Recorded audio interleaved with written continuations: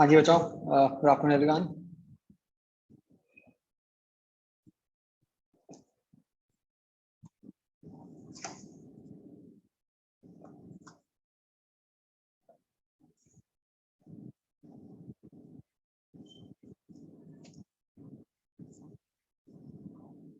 और बच्चों कर लिया सबने काम जो दिया था? Yes sir.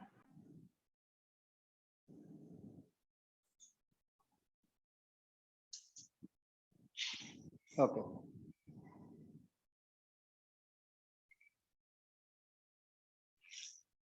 आप लोग सब बच्चों काम उसमें कर रहे हो, होमवर्क रजिस्टर में?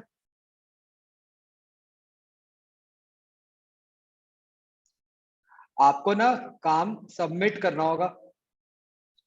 मतलब मैं आपको बताऊंगा, जो आपका होमवर्क रजिस्टर है आपको उसकी फोटो खींच के पीडीएफ बना के सबमिट करनी होगी। तो मतलब मैं इसलिए कह रहा हूँ कि शुरू से मतलब मेंटेन करके रखना। मतलब वो ऐसा नहीं अगेन कि पूरा फेयर नहीं लिखना, उतने ही स्टेप्स हैं जो आपको चाहिए, बट वो ऑर्गेनाइज होना चाहिए आपके पास।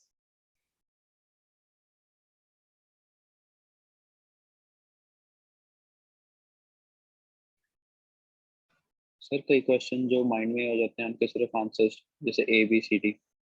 हाँ कोई बात नहीं, उसमें वही लिख दो, कोई दिक्कत नहीं है ऐसे।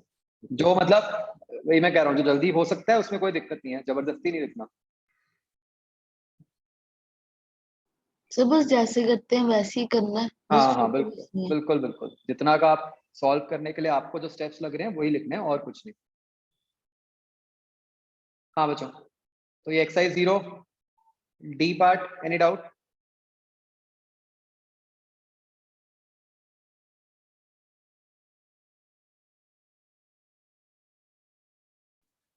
सर हाँ जी। सर थर्ड क्वेश्चन का बी स्टेटमेंट एक्सप्लेन कर दो। कौन सा D statement? Sir third question का B statement. B, a body can possess zero acceleration with non-zero velocity। मतलब कि भाई वेलोसिटी हो लेकिन एक्सेलरेशन ना हो, तो ऐसा कब हो सकता है? Velocity constant. Velocity constant. Okay.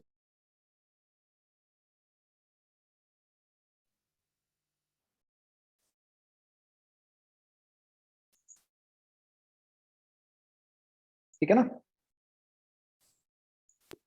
Sir ये आंसर हो सकता है पर पीछे मतलब है नहीं, बी बी ऑप्शन नहीं है।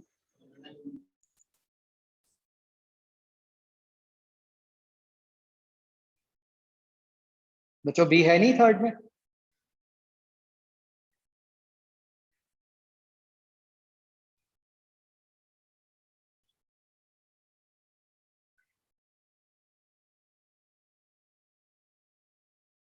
एक मिनट जरा, मैं लोगों को वेटिंग रूम में डालूं पहले।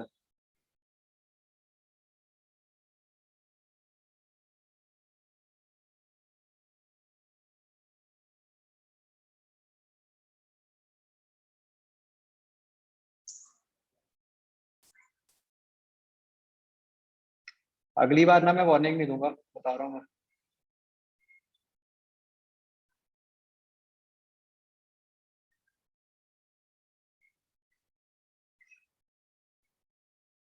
हाँ जी बताओ मुझे।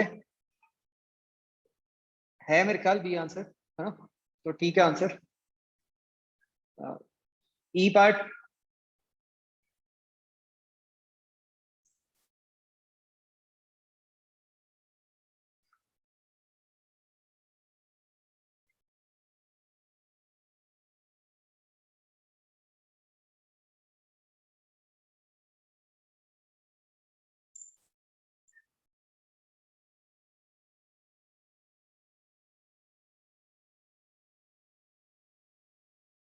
ये बच्चों थर्ड क्वेश्चन में ऐसा है क्या कि एग्जैक्ट जो आंसर आ रहा है वो 3750 आ रहा है?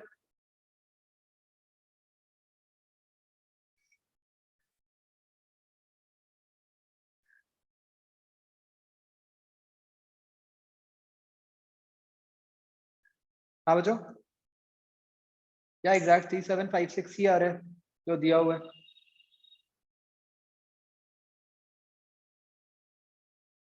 एग्जैक्ट आ रहा है 3756, right? Okay,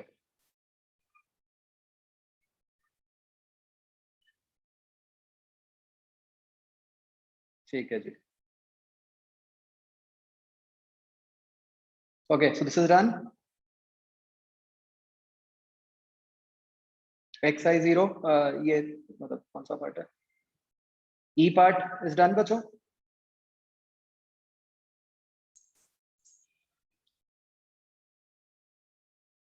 exercise 1 D part,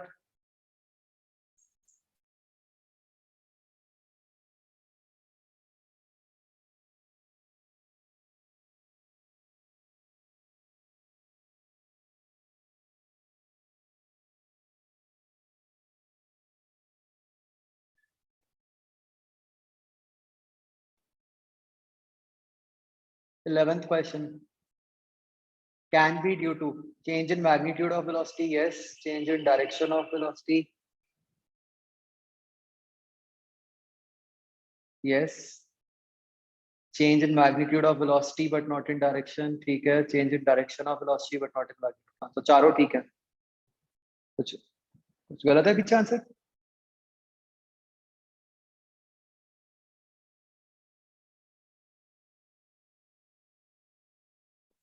sir ए भी होना चाहिए। क्यों?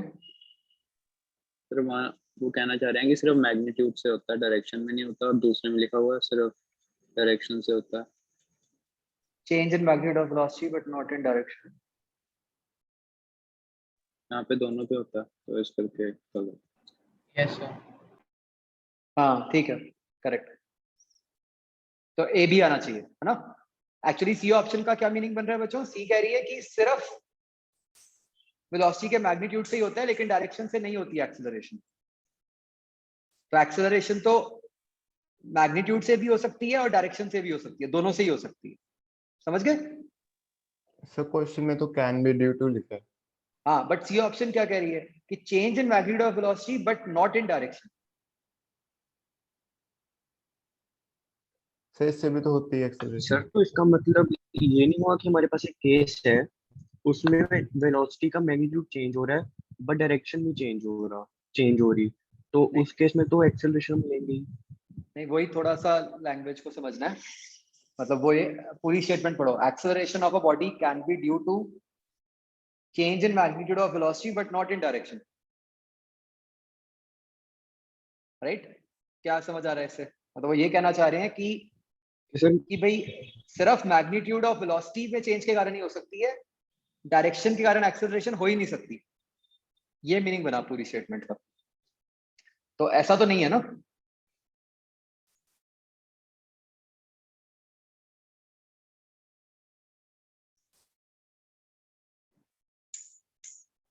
क्या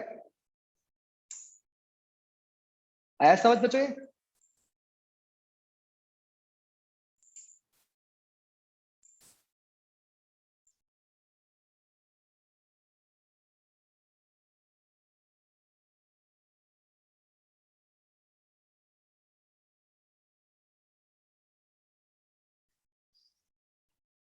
बोलो बच्चों, क्लियर हो गया कि ये भी क्यों है? Yes sir.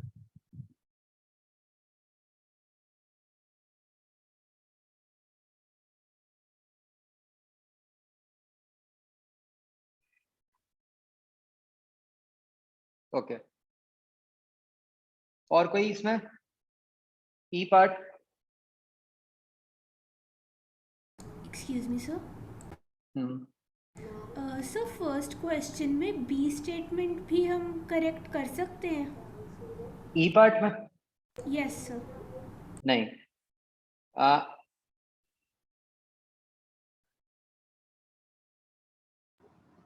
देखो, सबसे पहली बात, पहले तो एक मिनट ए ऑप्शन की बात ही करते हैं.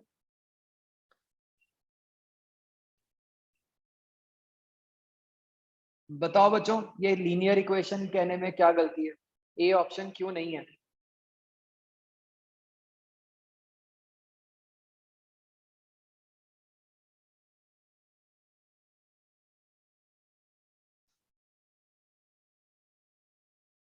ध्यान से सोचो. ए ऑप्शन नहीं आनी चाहिए, मैं बता रहा हूं। आप सोचो क्यों, क्या दिक्कत है इसमें?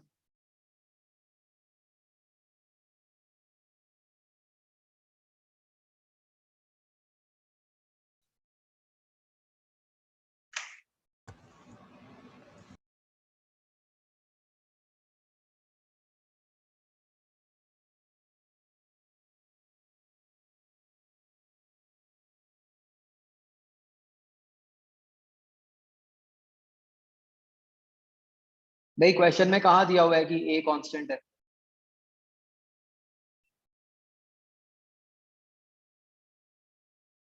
कहीं लिखा है? सर इक्वेशन ऑफ मोशन लिखा हुआ है, तो हम प्रेजेंट लेंगे कि एक्सेलरेशन हाँ। कांस्टेंट है। कहाँ लिखा है equation of motion? Sir first and second equation of motion वो हेडिंग। तो टॉपिक का नाम है। आपको क्या टेस्ट में टॉपिक का नाम दिया होता है? मैंने यही चीज तो स्पेशली बोली थी आपको पिछली बार इक्वेशन ऑफ मोशन पढ़ते हुए। क्या बोला था मैंने कि फर्स्ट स्टेप क्या होता है, यही चेक करना कि एक्सेलरेशन कांस्टेंट है भी कि नहीं है, इजंट इट? इस क्वेश्चन में कहीं लिखा हुआ है कि ए कांस्टेंट है? नहीं लिखा हुआ। तो हो सकता है ए जो है वो इटसेल्फ टाइम पे डिपेंड करता हो। This is why it is not linear equation. Understood? अब B option,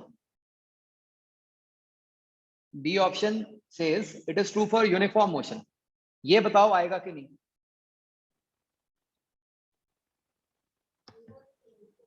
yes uniform motion का मतलब क्या होता है बच्चों? Same speed.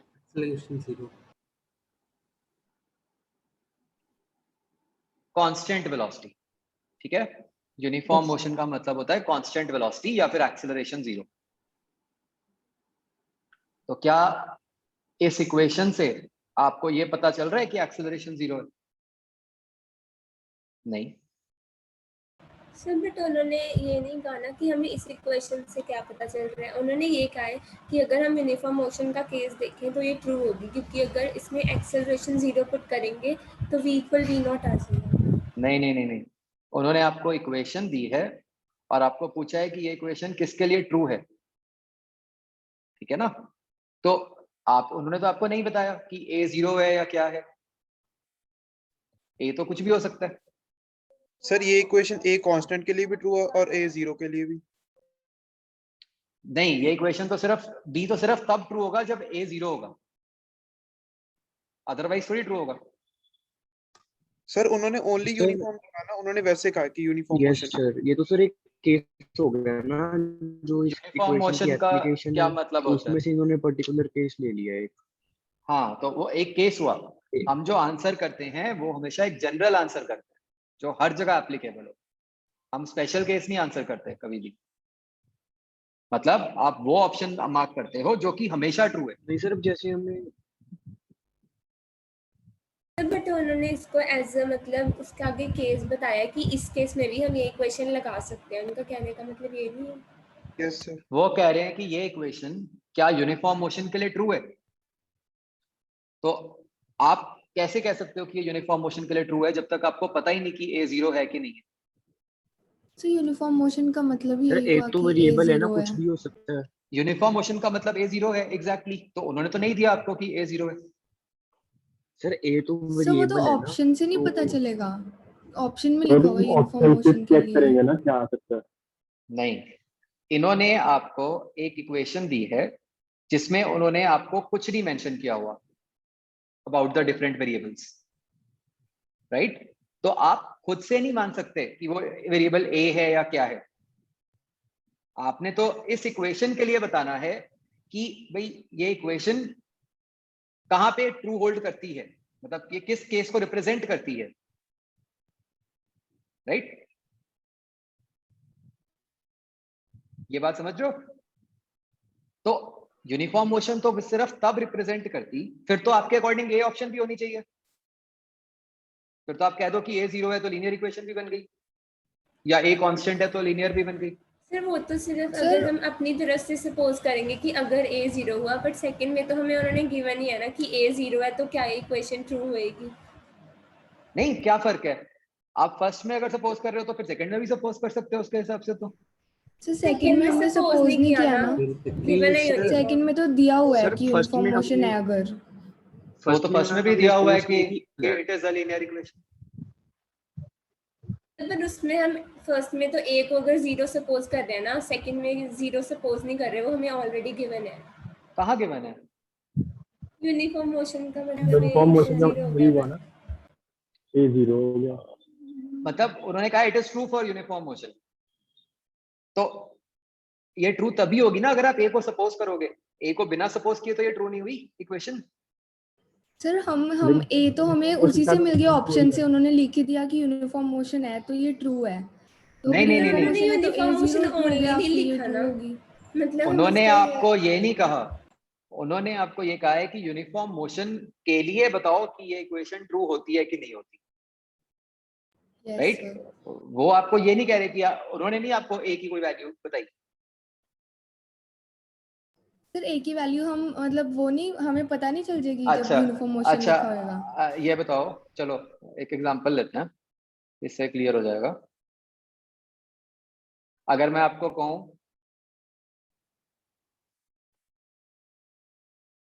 The equation ax square plus bx plus c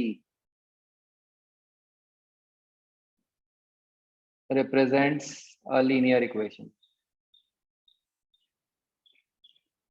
तो ये ट्रू है फॉल्स है?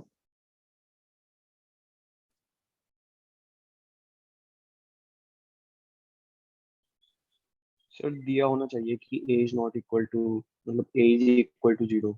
मान लो सिर्फ इतना दिया हुआ है,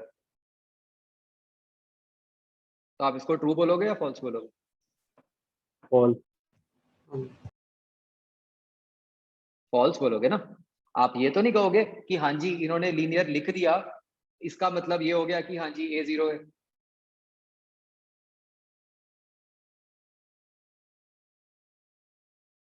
समझ गए? सर अगर इस इक्वेशन में साथ में गिवन हो गया for a is equal to 0, फिर तो ट्रू होल्ड करेगी। वही हाँ, सेम फिर करती, बिल्कुल करती। वही सेम चीज बी ऑप्शन में फॉर यूनिफॉर्म मोशन, मतलब गिवन है यूनिफॉर्म मोशन है, मतलब ऑटोमेटिकली एक्सेलरेशन नहीं, तो फिर यहाँ पे भी आपने लीनियर के हिसाब से क्यों नहीं a 0 मान लिया? यहाँ पे तो और कुछ गिवन नहीं है ना, बट वहाँ पर गिवन है। नहीं, यहाँ पे अगर मैं कह देता हूँ यही लिखा तो है लीनियर इक्वेशन। सर अगर यहाँ पे a इक्वल टू 0 गिवन होता तो वो इक्विवेलेंट होता, उसमें गिवन है कि यूनिफॉर्म मोशन। यूनिफॉर्म मोशन में अपने आप ही हो जाएगा ना इक्वल टू 0। नहीं नहीं, आप समझ नहीं रहे हो, आप अभी भी क्वेश्चन का मीनिंग नहीं समझो। वो कह रहे हैं कि ये इक्वेशन आप यूनिफॉर्म मोशन के लिए अप्लाई कर सकते हो, और उन्होंने a के बारे में आपको कुछ नहीं बोला है। समझ रहे हो? यूनिफॉर्म में तो अपने आप पता ही चल जाएगा ना ये क्या है। नहीं, आपको कैसे पता?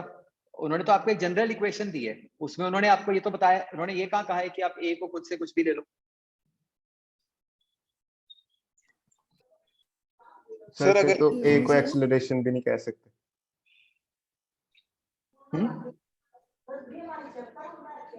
सर अगर हम बिल्कुल बिल्कुल, आइडियली तो आपको ये भी नहीं पता कि ये एक्सेलरेशन है। तो जब आपको कुछ पता ही नहीं है तो आप कैसे उस चीज को मान सकते हो जो दिया हुआ है?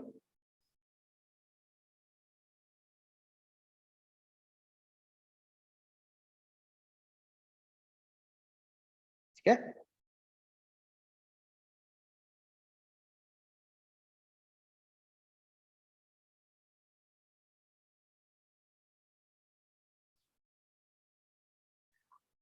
अच्छा, इससे मुझे एक बात आई ख्याल में, आप ये कह सकते हो कि फिर तो कुछ भी नहीं दिया हुआ, बट ये बहुत बार ऐसा होगा आपके क्वेश्चंस में कि जो आपके स्टैंडर्ड अननोन्स हैं, ठीक है, वो आपको मानने पड़ते हैं सिचुएशन के हिसाब से। ये कई बार एक्चुअल एग्जाम में भी ऐसे क्वेश्चंस आए हैं जहाँ पे जो स्टैंडर्ड अननोन्स है उनको अकॉर्डिंग मानना पड़ता है कि हाँ जी ए एक्सेलरेशन है, टी टाइम है। तो ये हम आर्ग्यू नहीं कर पाएंगे कि हाँ जी ए तो बताया ही नहीं हुआ कि हमें क्या है। ये बात समझ आ रही है? और दूसरी बात बच्चों ये समझो कि आप कभी भी जो आंसर करते हो वो एक स्पेशल केस के लिए नहीं करते हो, आप आंसर करते हो जनरल केस के लिए, ठीक है। तो इस क्वेश्चन का जो मीनिंग है वो तो ये कह रहे हैं कि ये इक्वेशन आप हमेशा अप्लाई कर सकते हो, ठीक है। उस क्वेश्चन का मतलब ये नहीं है कि जो आप कह रहे हो कि हाँ जी क्योंकि उन्होंने यूनिफॉर्म लिख दिया तो इसलिए आप उसमें, इसका मतलब उन्होंने ये बता दिया कि ए 0 कर दिया। वो तो ये कह रहे हैं कि क्या आप ये इक्वेशन किसी भी जनरल वैल्यू ऑफ ए के लिए अप्लाई कर सकते हो। समझ रहे हो बात?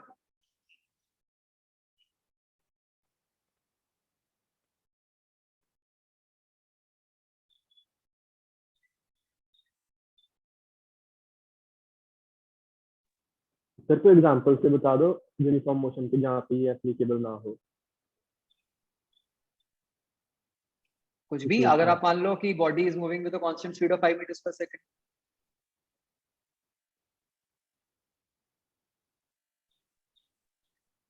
तो सर ए इक्वल टू 0 हो गया अपने आप। अगेन आप समझे नहीं, क्या उन्होंने दिया है कि ए 0 है, वो ये कह रहे हैं कि क्या किसी भी वैल्यू ऑफ ए के लिए आप ये इक्वेशन यूनिफॉर्म मोशन पे अप्लाई कर सकते हो। सर पर यूनिफॉर्म मोशन में ए की कोई भी वैल्यू नहीं हो सकती ना, वो तो फिक्स्ड ही है कि 0 होएगी। Yes sir. एग्जैक्टली, बट उन्होंने तो क्वेश्चन में ए दे दिया ना आपको, उन्होंने ये कहाँ पे कहा है कि हाँ कि ए की वैल्यू 0 है। अगर तो उन्होंने क्वेश्चन में लिखा है।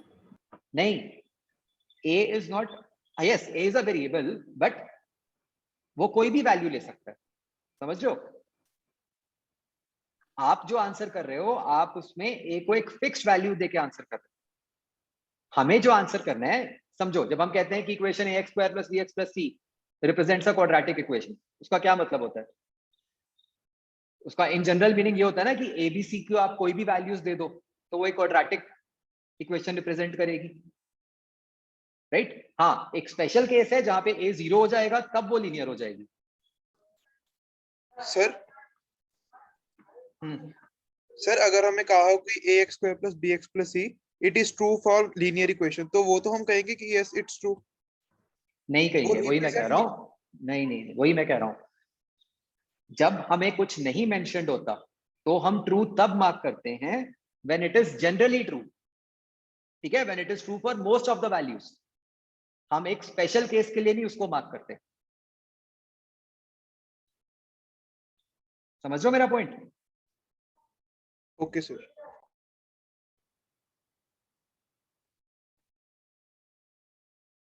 तो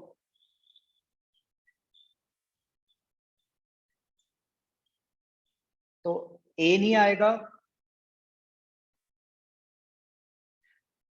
हाँ, जैसे जो वंशिका कह रही हो, ठीक है, A is unknown, it is not a variable जिसको आप अपने अकॉर्डिंग पुट कर सकते हो। उन्होंने आपको बताया नहीं है ये। Is this clear? तो C option, it is true for any type of motion along a straight line. ये ट्रू है फॉल्स है? नो, है ना। D, it is true for uniformly accelerated motion. तो ये आएगा। तो अब आपको डी से और क्लियर हो जाएगा कि मैं क्यों कह रहा हूं कि डी आएगा और बी नहीं आएगा, ठीक है। जैसे मैंने पहले बोला कि जनरल वैल्यू, कि अगर हम ए को कोई भी वैल्यू दें तो ये इक्वेशन ऑफ मोशन बन गई, फर्स्ट इक्वेशन ऑफ मोशन बन गई, तो उसके लिए ट्रू हो गया, राइट। बट हाँ, सिर्फ एक स्पेशल केस था जिसमें कि वो लीनियर इक्वेशन बन रही थी या यूनिफॉर्म वाली बन रही थी।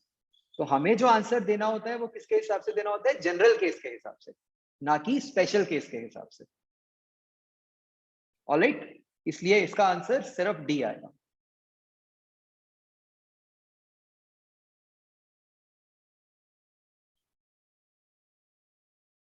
Is this thing clear? Sir D में भी ए 0 हो सकता है। बिल्कुल हो सकता है, वही मैंने बोला ना अभी कि आपने, वो एक केस है पर बाकी सब केसेस के लिए तो ए नॉन जीरो है। सर फिर ए के अंदर भी सिर्फ ए केस में वो स्ट्रेट लाइन नहीं है, बाकी सारे केसेस में स्ट्रेट लाइन है। एग्जैक्टली, इसीलिए ए नहीं है। मैं भी तो यही कह रहा हूँ कि जो स्पेशल केस है वो नहीं मार्क करना, जो जनरल केस है वो मार्क करना। सर ए जनरली है फिर, क्योंकि 0 हाँ पे नहीं हो रहा, बाकी सब पे हो रहा। क्यों? अगर ए टी पे डिपेंडेंट हो तो भी नहीं हो रहा। ए टी पे डिपेंडेंट हो सकता है, टी स्क्वायर पे डिपेंडेंट हो सकता है, किसी पे भी डिपेंडेंट हो सकता है। तो डिपेंडेंट कैसे? अगर ए की वैल्यू टाइम पे डिपेंड करती हो, let's say A is proportional to T square,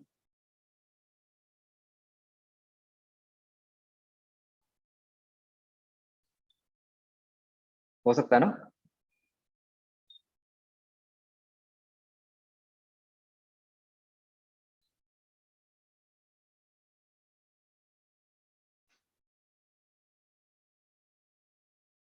आगे बचो।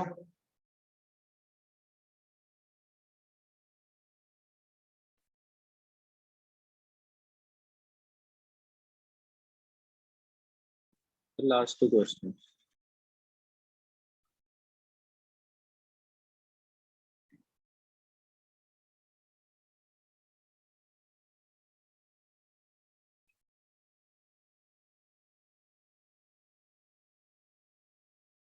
सेकेंड क्वेश्चन की डी स्टेटमेंट बताओ।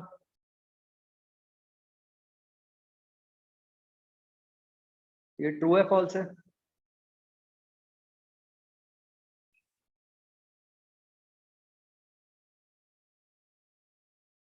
ये must be 0। Excuse me sir, yes. Sir v constant में हमने उसकी डायरेक्शन भी कांस्टेंट लेनी है। हाँ, मतलब उन्होंने क्वेश्चन में ऐसे लिखा हुआ है ना कि v डिनोट्स वेलोसिटी, तो हम तो तो बस फिर डाउट नहीं है। ठीक है।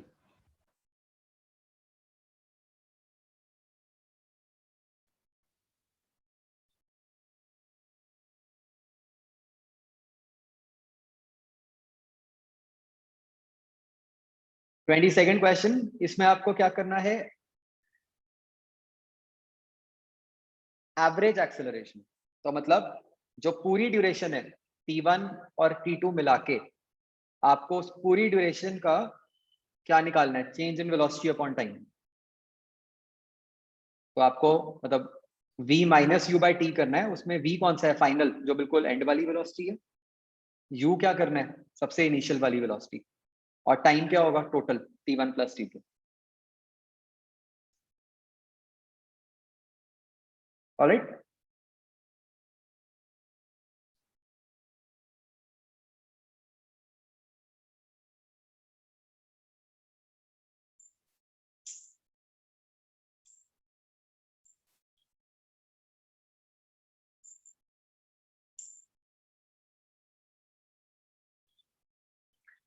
एक है क्वेश्चन नंबर 23, देखो देखो इसमें क्या दिया हुआ है, 2 मीटर्स इन 2 सेकेंड्स,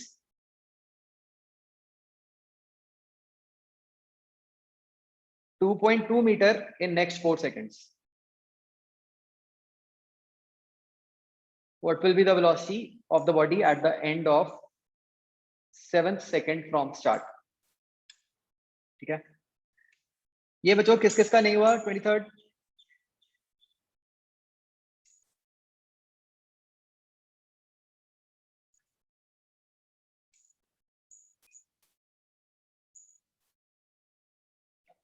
आंसर ठीक है इसका, बताओ मुझे बच्चों, क्लियरली बताओ किस किस का नहीं हुआ, I want to no.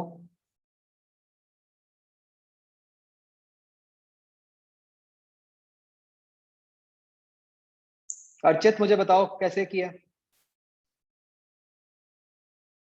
Yes sir.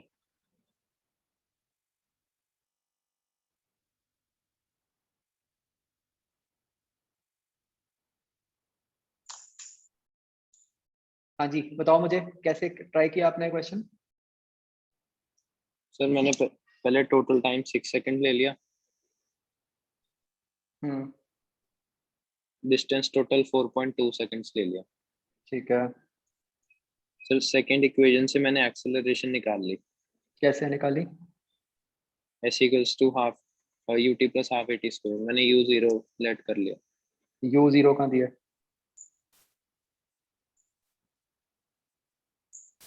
तो जिसका ये नहीं हुआ है बच्चों वो इसीलिए नहीं हुआ, इसीलिए ही मैं पूछ रहा था कि आपने इनिशियल वेलोसिटी को 0 मान लिया होगा। क्वेश्चन में कहीं नहीं दिया कि इनिशियल वेलोसिटी 0 है।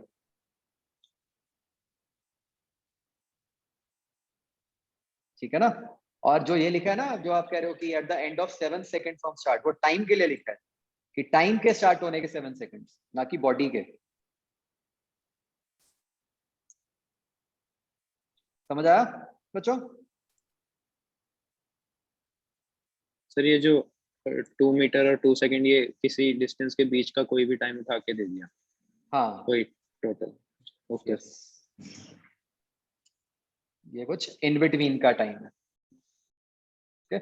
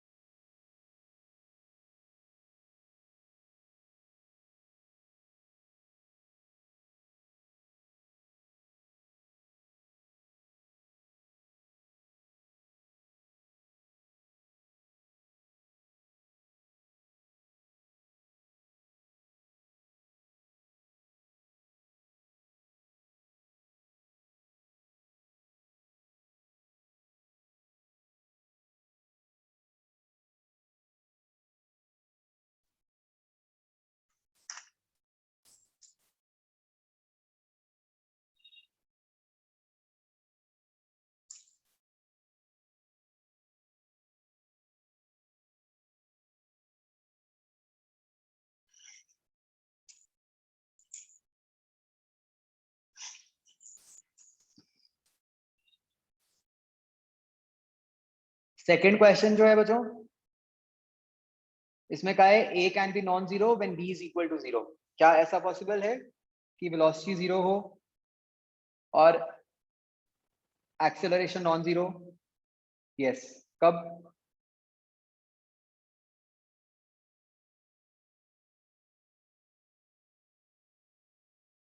जैसे जब आपने बॉडी को टॉप मोस्ट पॉइंट पे है फ्री फॉल के। यस, है ना।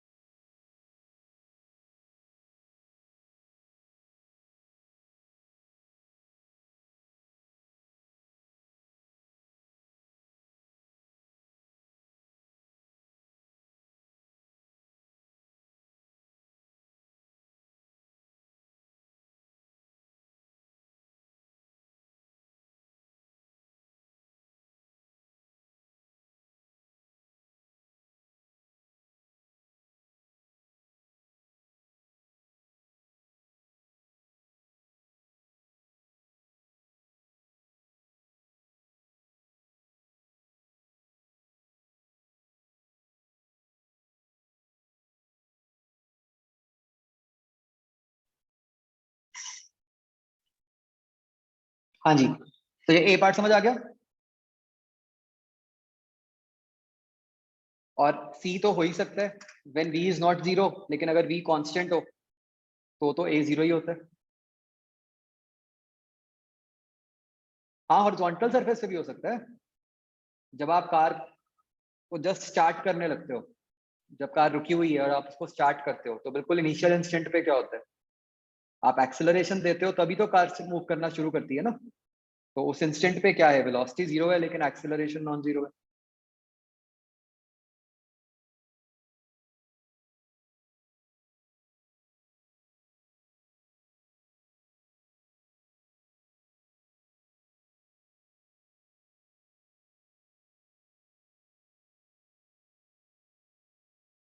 और इसका क्या कह रहे हो, ये थर्ड का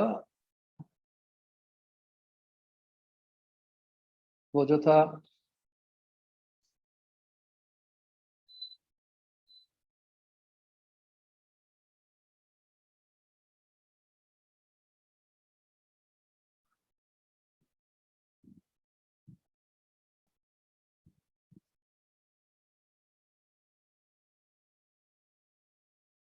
थर्ड में क्या कह रहे हो, फ्रैक्शन लेके नहीं आ रहा है क्या? सर इसका ना 3750 आ रहा है अगर हम एक्सेलरेशन को फॉर्मूले में फ्रैक्शंस में पुट करते हैं। 3750 आ रहा है, 2-3 बार चेक कर लिया सॉल्व करके।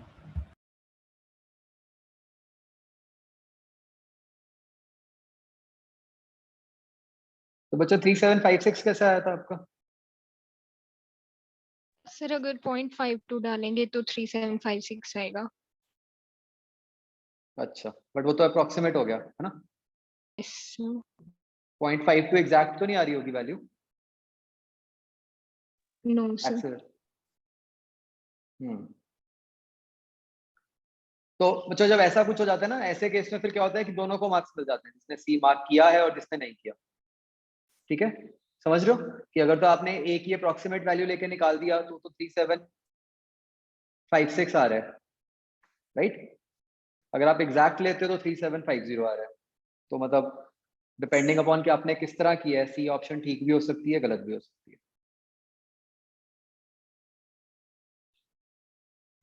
ठीक है,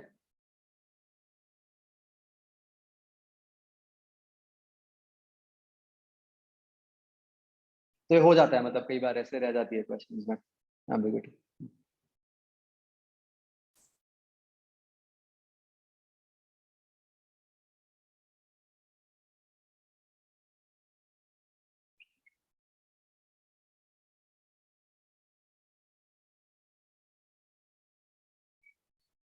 जो बच्चों ये क्वेश्चन था ना, ये मतलब इसमें थोड़ी सी एम्बिग्यूटीज आ रही है ना, ये फर्स्ट इसमें।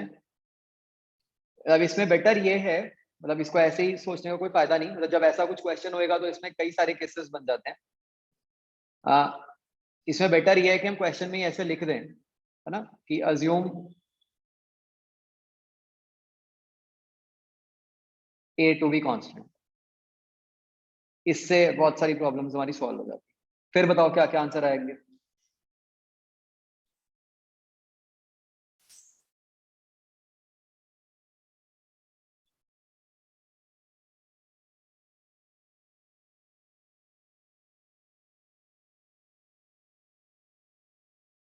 शुभम गोयल को तो ना आदत सी हो गई है पहला आंसर हमेशा गलत लिखने की, चाहे मैंने जितनी मर्जी बार समझा दिया हो। तो शुभम फटाफट गलत आंसर लिख दो।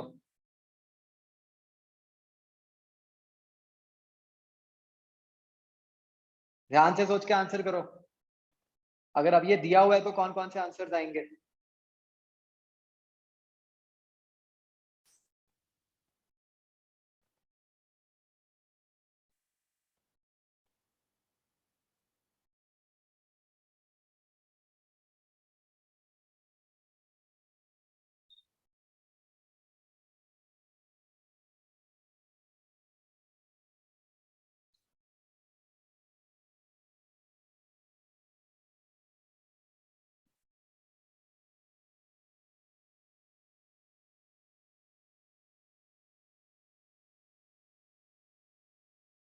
अब बी क्यों आएगा भाई?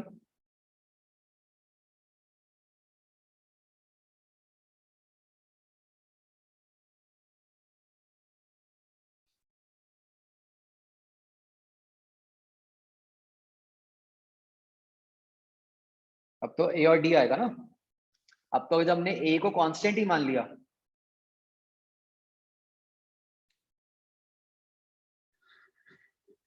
फिर वही बात अभितेज, मैंने क्या बोला, अब आप कहोगे कि कांस्टेंट है तो कांस्टेंट जीरो भी हो सकता है। हमने स्पेसिफिक के लिए नहीं आंसर करना होता, हमने जनरल के लिए आंसर करना होता है, राइट।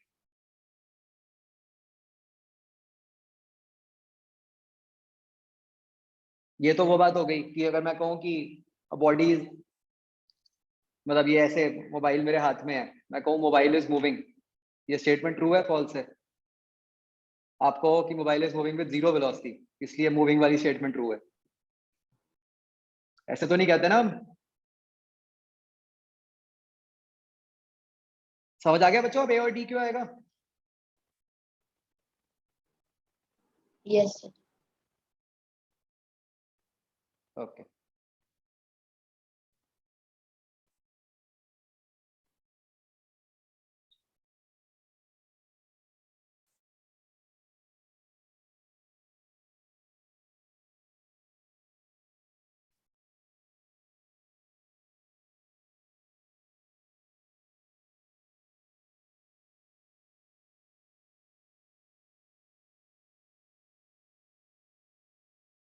नहीं अर्चित, जो आपने लिखा है गलत लिखा है।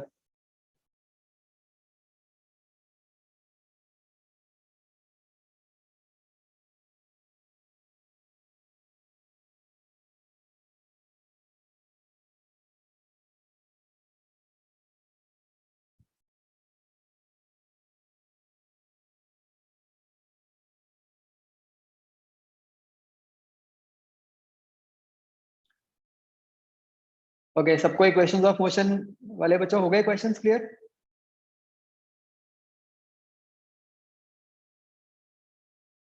चलो एक क्वेश्चन ट्राई करो।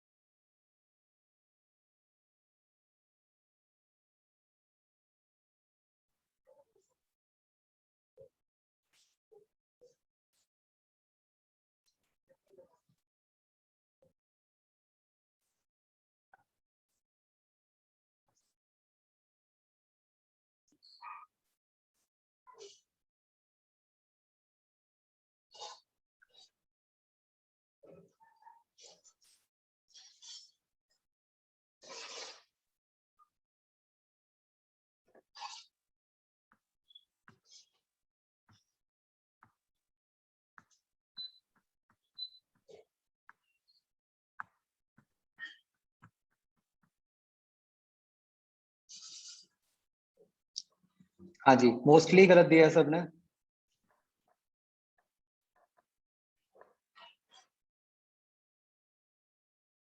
मैं बता नहीं रहा अभी।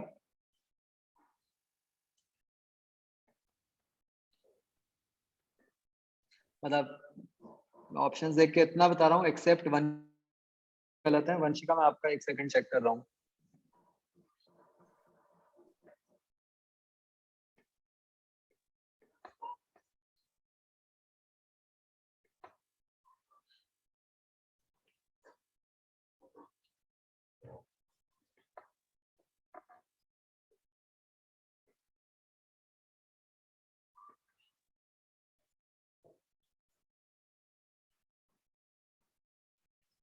सही तो है।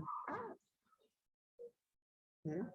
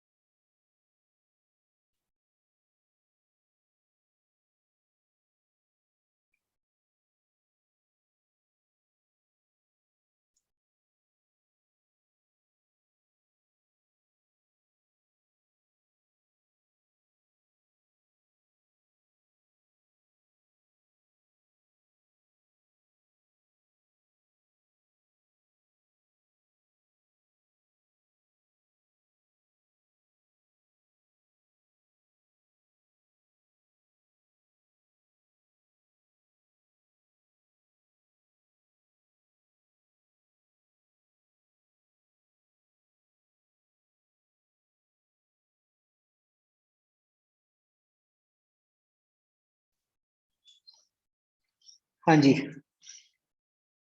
ऐना गलत है, अनुभव गलत है, सौम्य गलत है, हर्षप्रीत गलत है, अर्चित गलत है,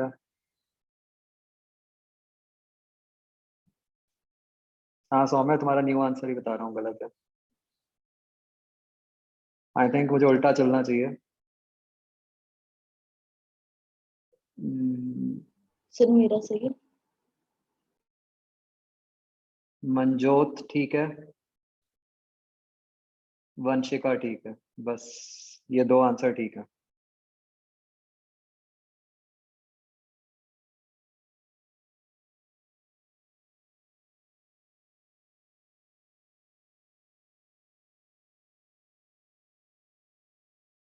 मंजोत और वंशिका ने भी फर्स्ट ट्राई में नहीं, बाद में ठीक किया।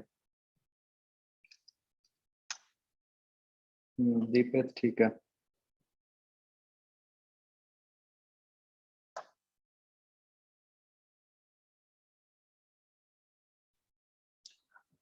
मतलब आई वाज अमेज्ड कितनी जल्दी आंसर देने शुरू कर दिए थे, हमेशा की तरह।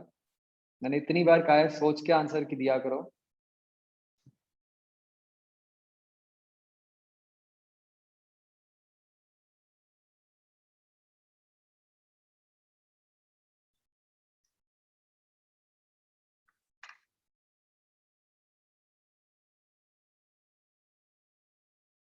सौम्य तीसरी बार गलत आंसर दिया तुमने अब।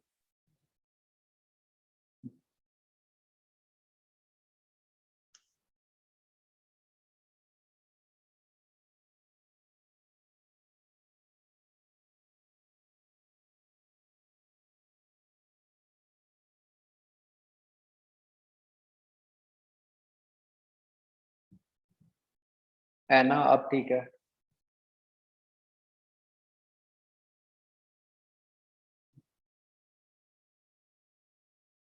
तो 3 लोगों का ठीक है टिल नाउ।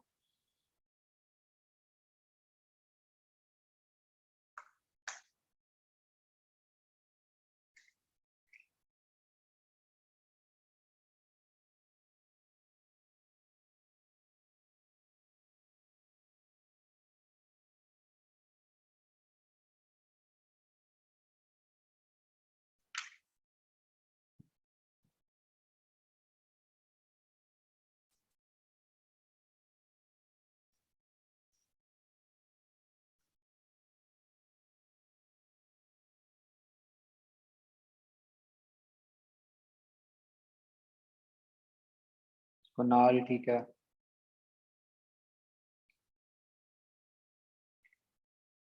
Third attempt.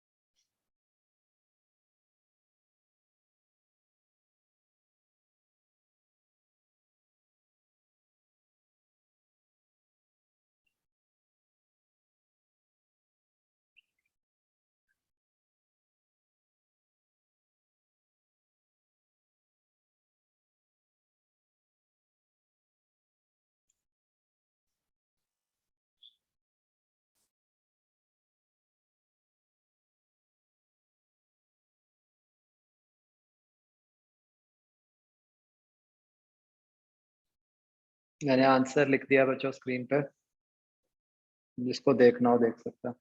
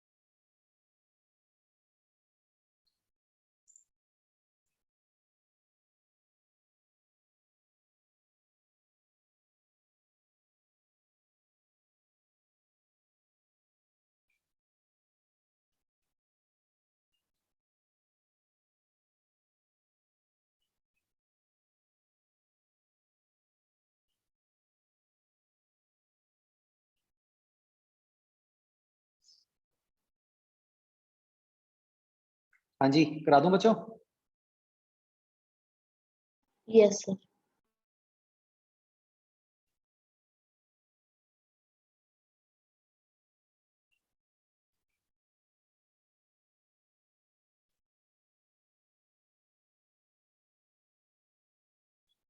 बोलो भाई, कराऊं या ट्राई करना चाहते हो? सर करवा करवा दो दो। सर।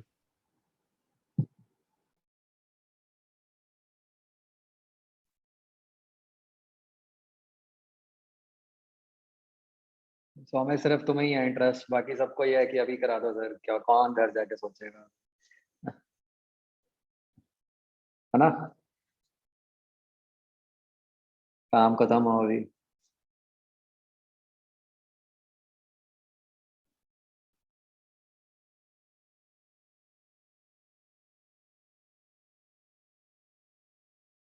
तो मुझे कंसेप्ट बिल्कुल सिंपल था। ये होगा तभी जब आप प्रॉपर फिगर बना के सिचुएशन को विजुलाइज करोगे। आपको पहले भी मैंने कई बार बोला है, अगर आप डायरेक्टली इक्वेशन लगाने की कोशिश करोगे तो ये क्वेश्चन नहीं होगा। तो आपको कहा है कि एक बॉडी ने इनिशियल वेलोसिटी ऑफ 10 से मूव करना शुरू किया और एक्सेलरेशन उसकी -3 है, तो मतलब एक्सेलरेशन पीछे की तरफ लग रही है।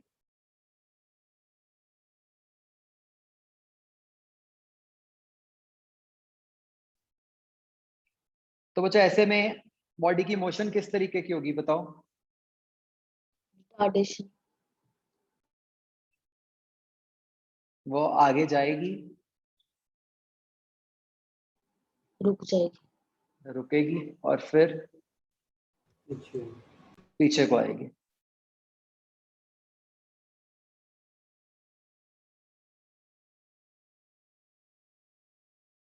ठीक है, यहाँ पे कैच पॉइंट था बच्चों क्वेश्चन में, यहाँ डिस्टेंस वर्ड लिखा हुआ, डिस्प्लेसमेंट नहीं लिखा हुआ। तो आपको माइंड में रखना था कि भाई इक्वेशन ऑफ मोशन से तो डिस्प्लेसमेंट आती है, तो क्या भाई इस क्वेश्चन में डिस्टेंस और डिस्प्लेसमेंट सेम है भी कि नहीं है? तो बताओ बच्चों, सेम आएंगे कि नहीं आएंगे? वो नहीं आएंगे क्योंकि डायरेक्शन चेंज हो रही है, तो हमें डायरेक्शन चेंज का ध्यान रखना पड़ेगा। तो इनफैक्ट अगर हम देखें, ये कौन सा टाइम है बच्चों जहां पे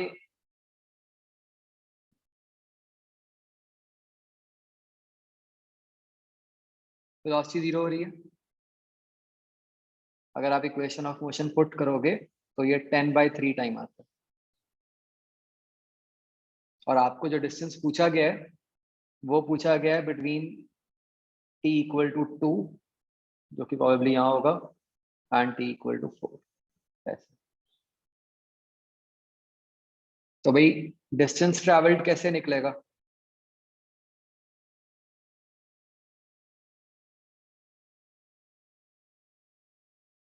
ये ब्लू वाली लाइन, समझ रहे हो बच्चों? तो आपको इस क्वेश्चन को दो पार्ट्स में स्प्लिट करना पड़ेगा, 2 से 10/3 और फिर 10/3 से 4, दोनों का अलग अलग निकाल के उसको ऐड करना पड़ेगा।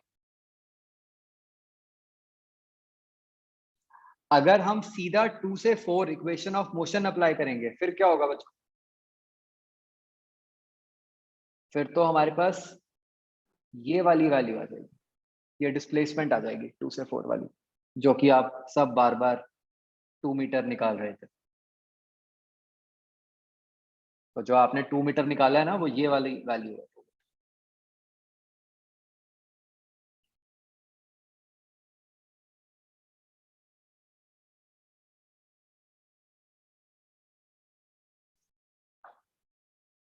हाँ जी बच्चों, आया समझिए?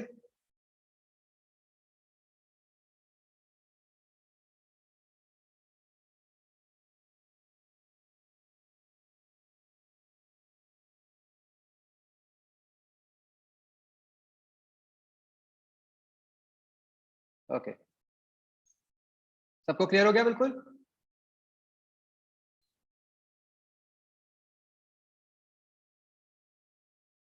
ठीक है, चलो नेक्स्ट।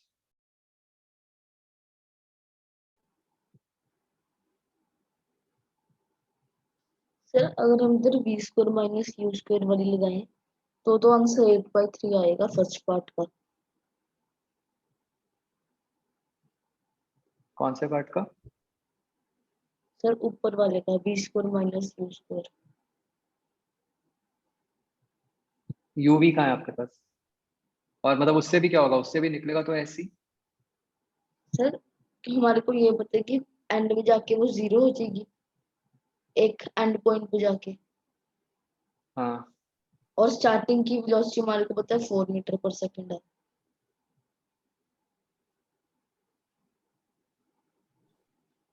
अब ऐसे नहीं समझ आ रहा, किस इंटरवल की बात कर रहे हो, कौन से टाइम से लेके कौन से टाइम?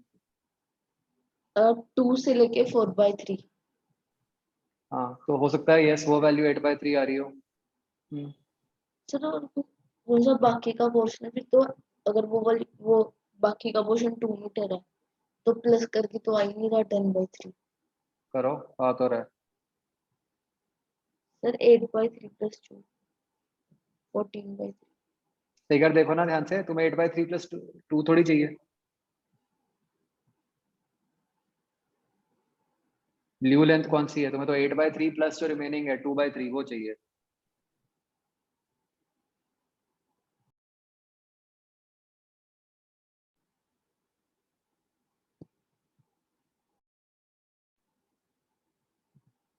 सर 2/3 कैसे आया? फिगर देखो।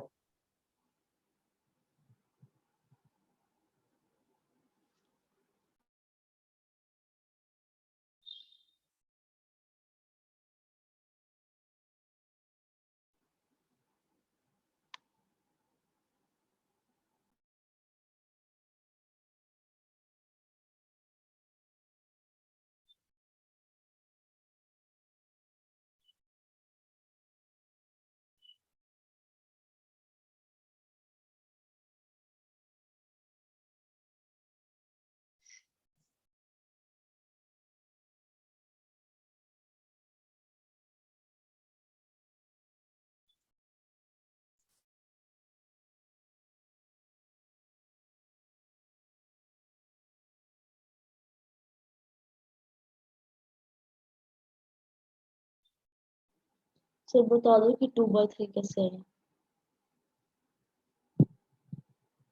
आपको कौन सा डिस्टेंस निकालना है? फिगर में आपको क्या ढूंढना है ये बताओ। Blue line. 8/3 क्या है? उसी ऊपर वाली ब्लू लाइन है। तो जो नीचे वाली ब्लू लाइन बची वो कितनी हुई?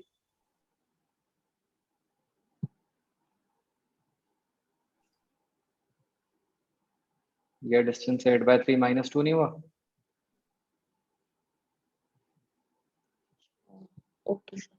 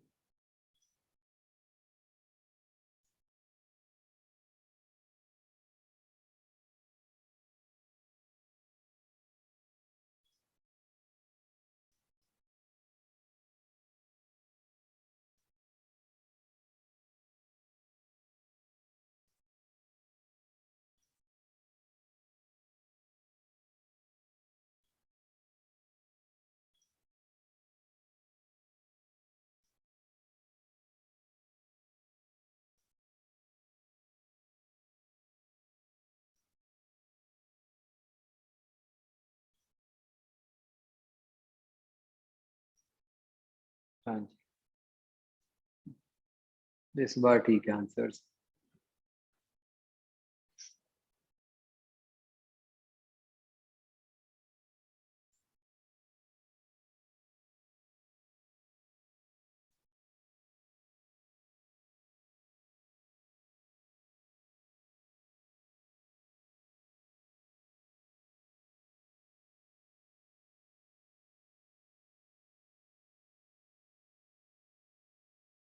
शुभम ठीक है इस बार तो। बहुत टेंशन में बैठे थे हैं।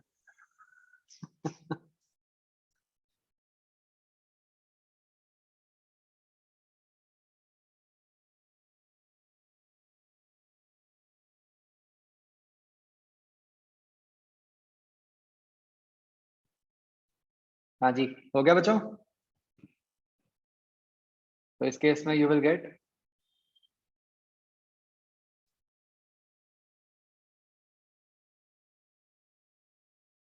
u plus v by 2। तो अगेन आपको ये फॉर्मूला नहीं याद रखना। आपको तो अगेन आपने तो कैसे डिराइव किया है? आपने तो अपना नॉर्मल डिस्प्लेसमेंट अपॉन टाइम करके किया है ना। कैसे निकला ये डिस्प्लेसमेंट? क्या हो गई u t plus half a t square upon time t. तो ये बन गया 2u plus a t by t. नहीं टी तो कट गया बाय 2, जिसको आप सिंप्लीफाई करके लिख दो तो ये बन गया u plus v by 2। Correct बच्चों?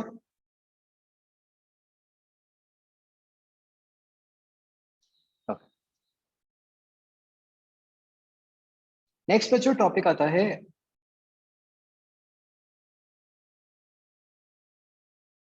डिस्प्लेसमेंट इन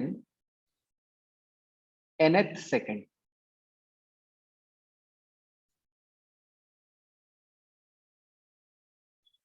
तो ये बेसिकली ये भी एक स्पेशल केस ही है।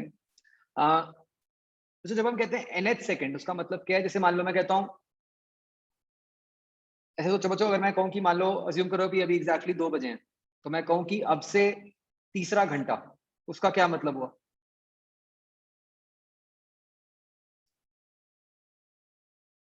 दो बजे के बाद से तीसरा घंटा, एग्जैक्टली 2 बजे के बाद से, वो तीसरा घंटा कौन सा हुआ?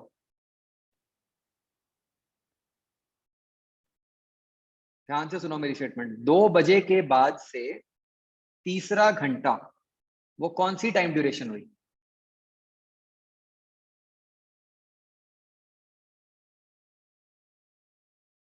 मैंने तीसरा घंटा का है, मैंने ये नहीं कहा 3 घंटे बाद। अगर तो मैंने ये बोला होता कि 2 बजे के बाद 3 घंटे हो गए, तो कौन सा टाइम हुआ? 2 से 3 के बीच में तीसरा घंटा। तीसरे घंटे की ड्यूरेशन 2 बजे से लेकर 3 बजे तक। 2 बजे के बाद जो तीसरा घंटा था उसकी ड्यूरेशन, वो कौन सा टाइम है? 5 से 6। 4 to 5। 4 to 5। 2 बजे से अगर हम टाइम शुरू करें तो पहला घंटा कौन सा हुआ? 2 से 3। दूसरा घंटा कौन सा हुआ? 3 से 4। तीसरा घंटा कौन सा हुआ? 4 से 5। Isn't it? आप में से कई लोगों ने आंसर किया 5 PM, कईयों ने आंसर किया 5 to 6। तो इट्स नॉट 5 PM, क्योंकि मैंने क्या बोला है? तीसरा घंटा। मैं पूरे घंटे की बात कर रहा हूं कि वो कौन से वाला घंटा है। समझ आया बच्चों? तो ऐसे ही बच्चों, मान लो हम हमेशा initial time t equal to 0 लेते हैं। तो t इक्वल टू 0 से अगर हम मेजर करना शुरू करें तो फर्स्ट सेकंड का क्या मतलब हुआ? कौन सा टाइम? कब से कब तक का टाइम हुआ अगर t इक्वल टू 0 से स्टार्ट किया? 0 से 1 है ना। ऐसे ही मैं कहूं अगर कि दूसरा सेकंड, उसका क्या मतलब हुआ? 1 से 2। अगर मैं कहूं पांचवा सेकंड, उसका क्या मतलब हुआ? 4 to 5। 4 से 5 है ना। तो मतलब कि जो nth सेकंड होगा उसका क्या मतलब है, कि वो कौन से वाला टाइम है, n-1 से लेके n-1 से लेके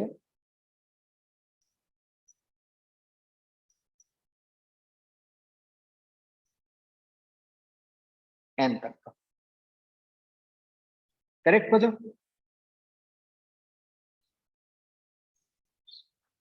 तो अब बच्चों मान लो एक बॉडी मूव कर रही है, let's say initial velocity u है उसकी, एक्सेलरेशन a,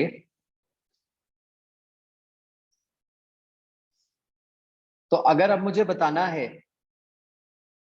कि उसकी nth सेकंड में क्या डिस्प्लेसमेंट हुई, वो मैं कैसे बताऊंगा?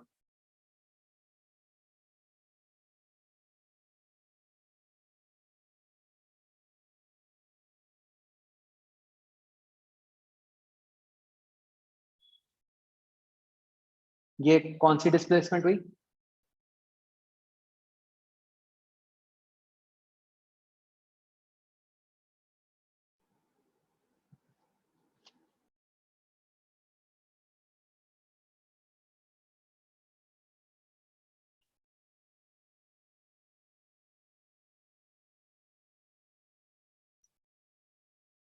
दिस इज बेसिकली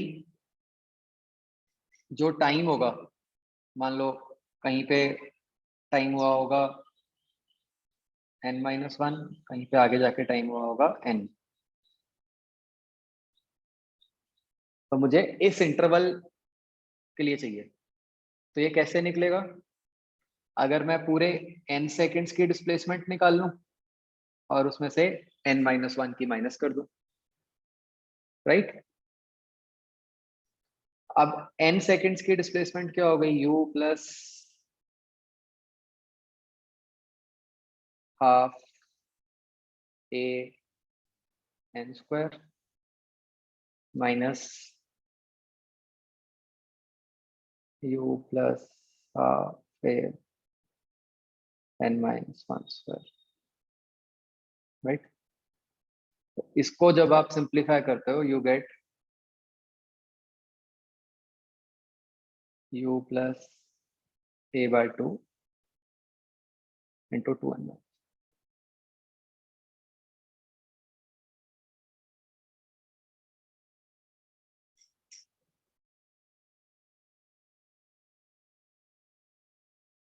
सबको समझ आ गया?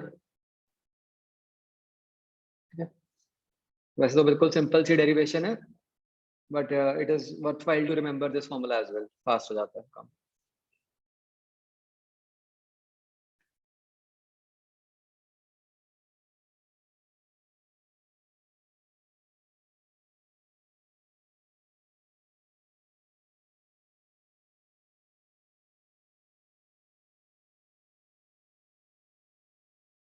किसी को ये कंफ्यूजन तो नहीं है कि हमने सीधा ut plus half at square में t को 1 क्यों नहीं डाल दिया?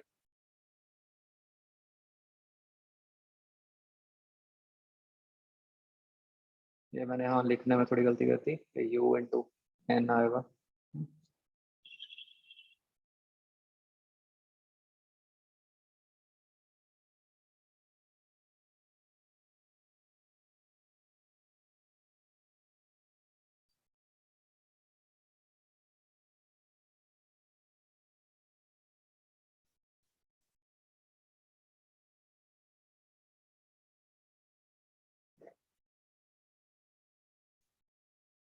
राइट बच्चों, सबको क्लियर है ये रिजल्ट?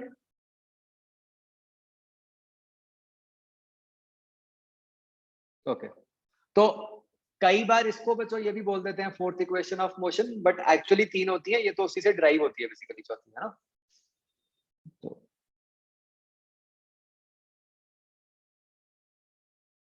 ओके, चलो बच्चों दैट्स इट। अब आपका होमवर्क है, आपने बच्चों एक्सरसाइज 01 में से, एक सेकंड देखो कहाँ तक कर सकते हो।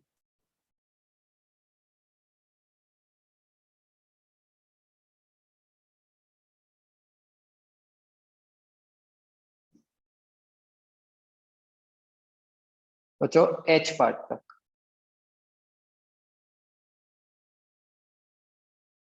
सर हमारी मॉड्यूल ई तक ही थी। अच्छा, अभी आपने कलेक्ट नहीं किए मॉड्यूल्स? सर गए थे कलेक्ट करने, उनके पास है नहीं अभी। हैं? सर कर सकते हो आप कल? सिर्फ क्वेश्चन आंसर है, वो नहीं है नहीं थ्योरी। हैं? सर सर मिल गए सर। मिल रहे हैं। पहले ही गया था हम्म, सर, 1 हफ्ते पहले ही गए थे। हफ्ता पे तभी तो कह रहा हूँ, अभी आज तो गया है था सब मैं। कुछ। हाँ सर आज है। मिल गए। कलेक्ट।